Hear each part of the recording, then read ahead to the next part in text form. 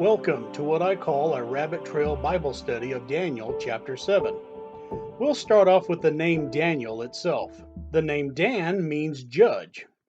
Way back in Genesis 49:16, when Jacob was prophesying over his sons, we find that Dan was to be a judge. Dan shall judge his people as one of the tribes of Israel. And the most famous judge coming out of the tribe of Dan was Samson. The EL ending on the name is from the Hebrew word Elohim, which means God. So the name Daniel means God is judge or God has judged. Now we Christians recognize that Daniel is indeed a prophet, and so he belongs in the prophet category. For example, we wouldn't get the book of Daniel mixed up with the Psalms or Proverbs, but it seems as if the Jews kind of did. The Jews divided their Bible into three sections: the law, the prophets, and the Psalms, which they call writings. Even Jesus refers to this in the Gospel of Luke, chapter 24, when he mentions the law of Moses, the prophets, and the Psalms. In the Jewish Bible, they have placed the book of Daniel in the writings section, where you find the Psalms, Proverbs, Song of Solomon, and so on and so on. Not that this is wrong, it's just the way they did things. As you can see, here it is near the end of the Hebrew Bible. By comparison, in our English Bible, we've placed Daniel in the middle of the prophets. And we can do that because as Christians, we became priests, and the priests were the custodians of Scripture, just like the Levites were custodians of the Scriptures back in the Old Testament. One of the reasons the Jews didn't know what to do with the book of Daniel is probably because its primary subject is Gentiles. And let's face it, the Jews aren't exactly interested in Gentiles. And it's the Gentiles that are the focus of this book. This book is filled with Babylonians, Medes and Persians, Greeks, Romans, and a whole lot more. And to top it all off, Daniel chapter 2 through chapter 7 isn't even written in Hebrew. It was written in Syriac, so it probably wasn't their favorite book. And now the so-called scholars step forward and bellyache, saying that the book of Daniel couldn't possibly be written by Daniel himself because it's way too accurate. Yes, that is their complaint. Anything but believe the Bible. But let's get started.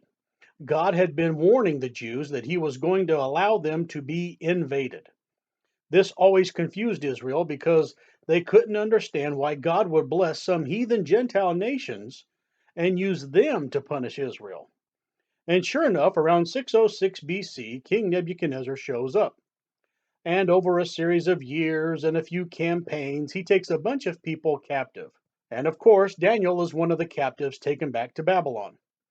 It's at this point that the charismatics on television get all excited. This book is full of incredible prophecy and good devotional material, and yet the only thing they can get excited about is convincing you that you need to start eating the same kinds of food that Daniel ate. But this study will concentrate on other things. For example, the Babylonian Empire was allowed to rise up because God allowed them to. And I'm sure the Babylonian people thought it was because they were somehow special or superior to other people in the world. But ever since the Babylonians, numerous Gentile nations have risen up, and they all thought it was because they were special, when in fact it was usually because God wanted to use them to punish Israel. A side note about King Nebuchadnezzar: he found where the old Tower of Babel was, and he posted a monument talking about it. The inscription says, "The most ancient monument of Babylon. I built and finished it." Then Nebuchadnezzar refers to Nimrod, without mentioning him by name. A former king built it, but he did not complete its head. And so Nebuchadnezzar covered what he found with gold and put his name on it. Of course, we Bible believers know it was started by Nimrod, as recorded in the book of Genesis, and it's interesting that here, over 1,000 years later, Nebuchadnezzar finds it and sets up what we would call memorial markers. And of course, most of the regular studies of the book of Daniel will tell you the basics that you need to know. That Nebuchadnezzar was troubled by a dream that God gave to him, And in the dream, he saw a huge idol that was made up of different metals. The head was made of gold, and the chest and arms were made of silver, and so on and so on. And of course, God let Daniel know the meaning of the dream, and he told Nebuchadnezzar, and the prophecies of Daniel came true. And years later, Babylon was invaded by Persia. Then Persia fell to the Greeks, and then the Greeks fell to the Roman Empire, and we will now do some fast forwarding. Later on, Daniel's three friends find themselves in the fiery furnace, and the good Lord protects them. And of course, the scholars can't handle this subject either. They can't imagine that it was an early appearance of our Lord in the fire instead of an ordinary angel. It's amazing how well respected the scholars are, and yet they can't seem to handle anything important or controversial. They must have the cushiest jobs in the world, and yet they still bruise easily. And of course, God warns King Nebuchadnezzar about not being too proud and boastful, but the king doesn't change, and God takes away his mental reasoning, and he goes around thinking like an animal and eats grass for 7 years. These are all extremely important subjects in the Bible, and I hate to run right past them, but any regular study of Daniel will highlight these subjects fairly well. And many great artists have undertook to show the details of Daniel chapter 2, on down to the 10 toes, which will be the future Antichrist world government. But when we get to Daniel chapter 7, and we find four strange beasts rising up out of the sea, these Bible teachers that were doing a fairly good job in Daniel chapter 2 unfortunately make a mistake on misapplying these beasts. They say to themselves, oh, look, God is repeating himself. And so they just match up each of these four beasts with the main four sections of the idol from Daniel chapter 2. But in this Bible study, we will deviate from the standard teaching. From time to time, you may have seen beautiful charts like this drawn by the late great Clarence Larkin back in 1918. His charts are good because he draws them like a timeline, so you can see how each empire unfolds. But even Clarence Larkin will match up the lion with Babylon, and he'll match up the bear with the Persian Empire, the leopard with the Greek Empire, and the dragon with the Roman Empire leading into the 10 toes. This seems to be the standard teaching among many of the brethren. Matthew Henry, R.C. Sproul, Adam Clark, J. Vernon McGee, C.I. Schofield, and John Wesley. They all match up Daniel chapter 7 with chapter 2. And I wouldn't blame them for doing that, as it would make sense if it weren't for one tiny little detail. And yes, you can almost understand why they do it. They'll even say, oh, look, we found some lions etched into the walls of Babylon. You see, those Babylonians identified with the lion. And while that might seem important at first, we also find bulls. Did they identify with bulls as well? And we also find big lizards, kind of like some sort of Komodo dragon that was alive and well back then. They probably loved that Babylonian heat and sunshine. But the great commentators and the study Bibles seem to be overlooking a minor detail in verse 17. You see, they all made up their minds about these beasts before they even got to verse 17. These great beasts, which are four kings which shall arise out of the earth. Shall arise. That means they haven't risen up just yet when Daniel saw this vision. And when exactly did Daniel have this vision? In the first year of Belshazzar, king of Babylon. That's towards the tail end of the Babylonian Empire. So that first beast that looks like a lion can't be Babylon, because Babylon is already there. So if someone wants to align these beasts up with something, they can't start with Babylon. Babylon was already there, so they'd have to start with Persia if they were going to make an attempt at matching them up with anything. But what if this lion is not Persia either? Let's look at chapter 7's description. The first was like a lion, and had eagle's wings. I beheld till the wings thereof were plucked. And it was lifted up from the earth, and made stand upon the feet as a man. And a man's heart was given to it. Now, if we weren't reading the book of Daniel and we were instead just talking about countries being identified with certain animals, and I said, name the first country that comes into your mind that's usually thought of and identified as a lion, what country would you say? Just let it come to you naturally. When I asked the same question to a few of my friends without telling them about the book of Daniel, most of them quite naturally came up with England. I didn't tell them to think about the Bible beforehand. This is why the majority of those that I asked said England. Had I told them to think of an answer through a biblical mindset, they probably would have said something else. And that's because a lot of us have been preconditioned to not think of any modern countries when dealing with Old Testament prophecy. Here's an even easier one. Name a country that you associate with a bear.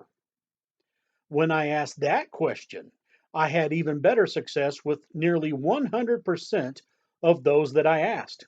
They came up with the answer of Russia. And many Russians probably would have preferred to have been associated with an eagle or some other animal, but over the years, other countries have labeled Russia with that association. In Russia's history, they had a leader named Ivan the Terrible who had a man sewn up in a bear skin and then hunted by dogs. Ivan would also feed people to bears. And Russia has been well known for many years for training bears to perform in a circus. The second beast in Daniel chapter 7 shows up. And behold, another beast, a second like to a bear. And it raised up itself on one side, and it had 3 ribs in the mouth of it between the teeth of it. Arise, devour much flesh.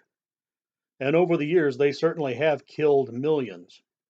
And although I've been showing modern era editorial cartoons to show how the world views Russia as a bear, these kinds of ideas go back many years.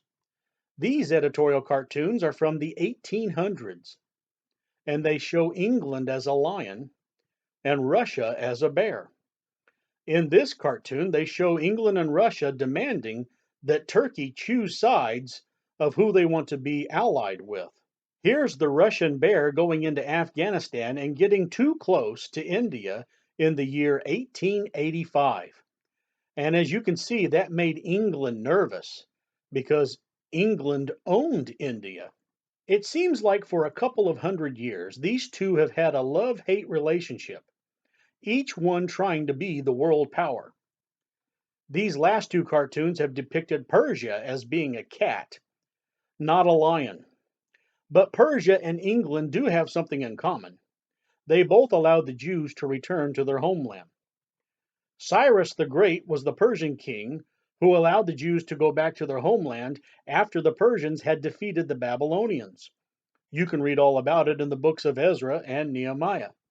It's also worth noting that at the end of World War I, under the Balfour Declaration, England allowed the Jews to have the land back in Israel because the British had control over the Middle East at that time.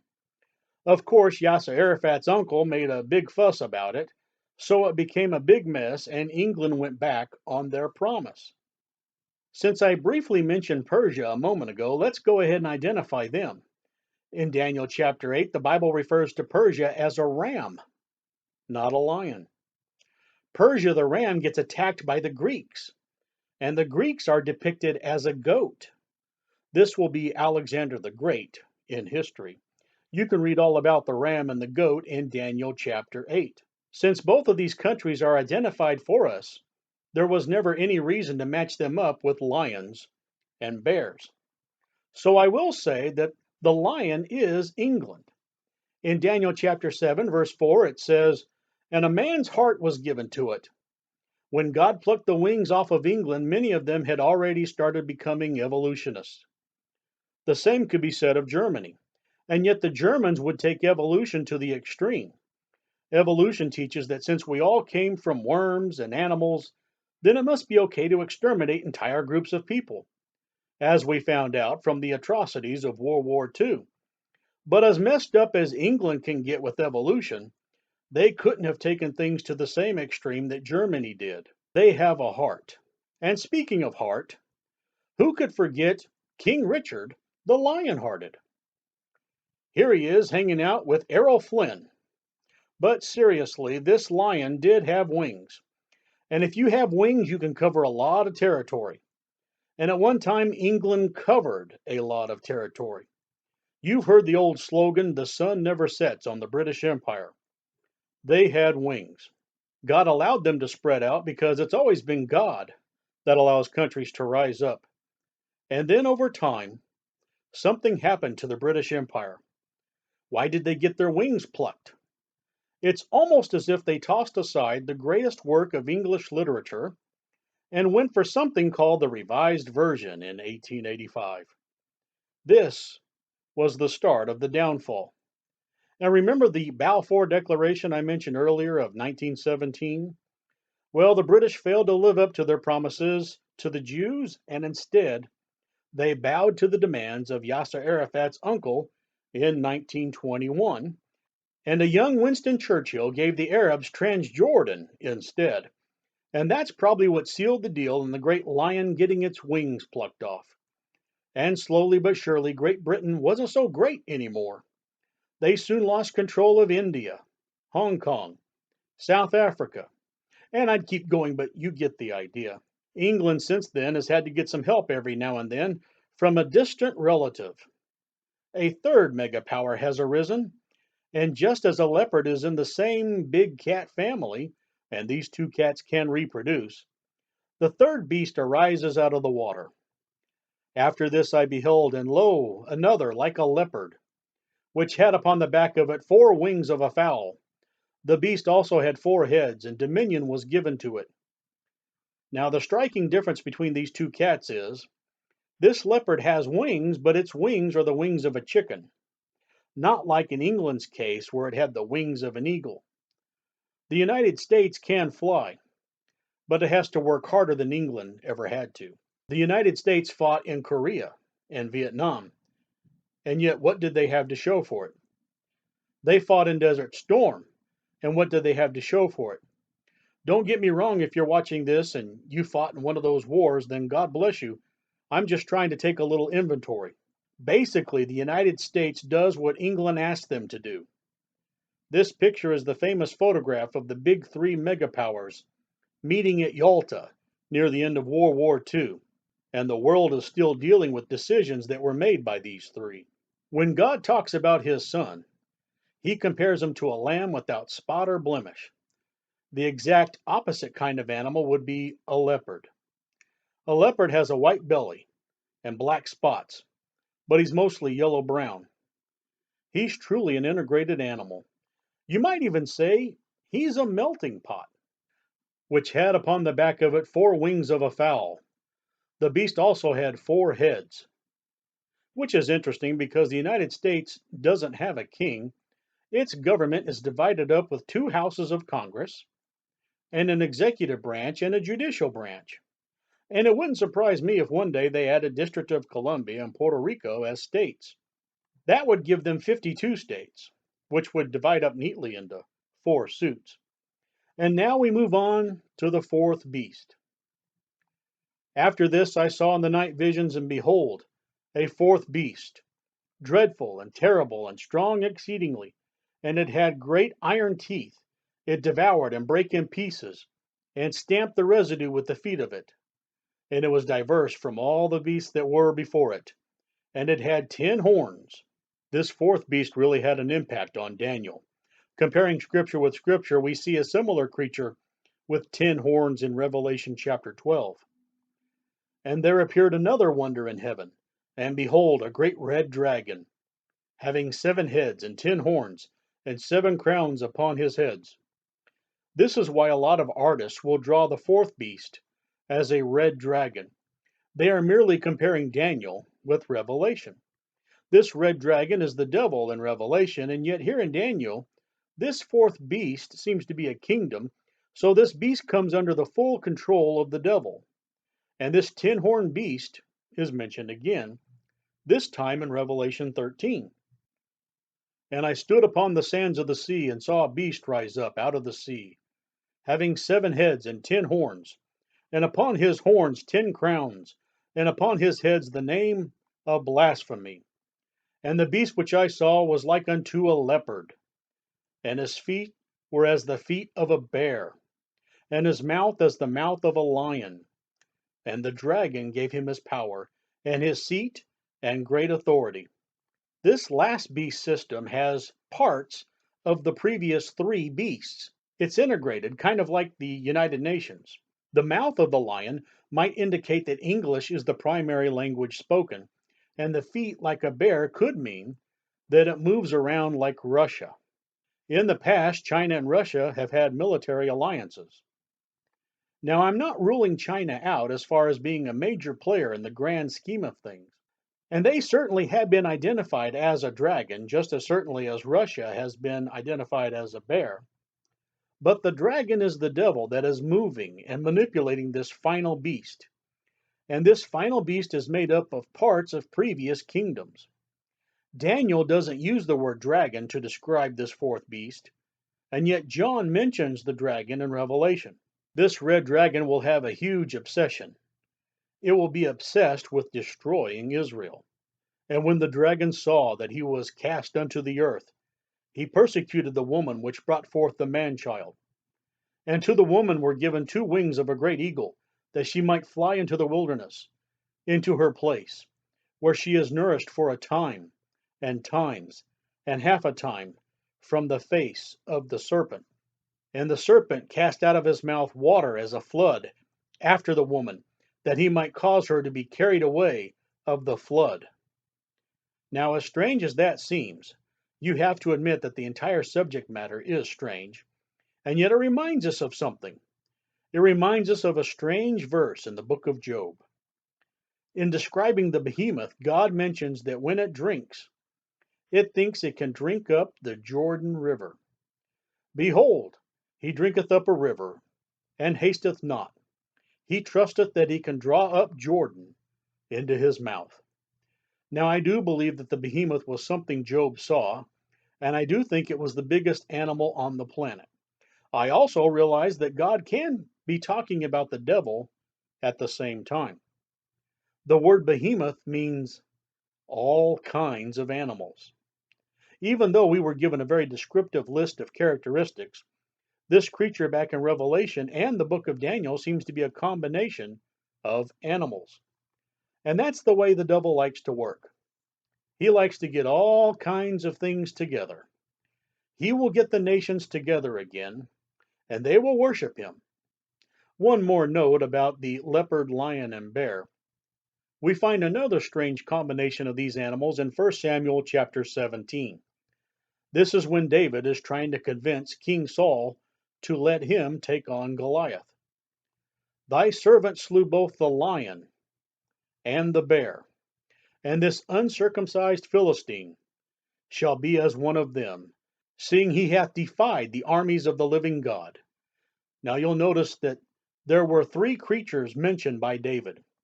You saw 2 of them, but the leopard was missing. So the uncircumcised Philistine must be the leopard. And Goliath is a type of Antichrist, who also defies the armies of God. And the Antichrist will want to put a mark on you. Sometimes men in the Bible are likened to trees. These 3 beasts seem to have something in common. They all rear up on their hind legs and make marks in trees about eye level. But I've probably taken this rabbit trail too far for some of you. At least I've given you something to think about. And that's how to have a successful rabbit trail. This may not be your preferred way to study the Bible, but many times the Bible seems to cover all kinds of subjects at once. Don't be afraid to take off on a trail. Now, before you try and argue with me in the comments below, and if you do, that's okay, I'll say this here and now that I could be wrong about England, Russia, and the United States. The point was you can't force chapter 7 to equal chapter 2. Now, your mileage may vary. Hopefully, I've given you some good starting points to do your own study. And you have everything you need to keep this study going. Sure, the bookstores are filled with many study Bibles and commentaries, and they all have a stated goal to help you understand the Bible more. But they might not address the most important part: you humbling yourself before God and His Word. Many times that gets overlooked. All you have to do is say, Lord, I know your Word is perfect.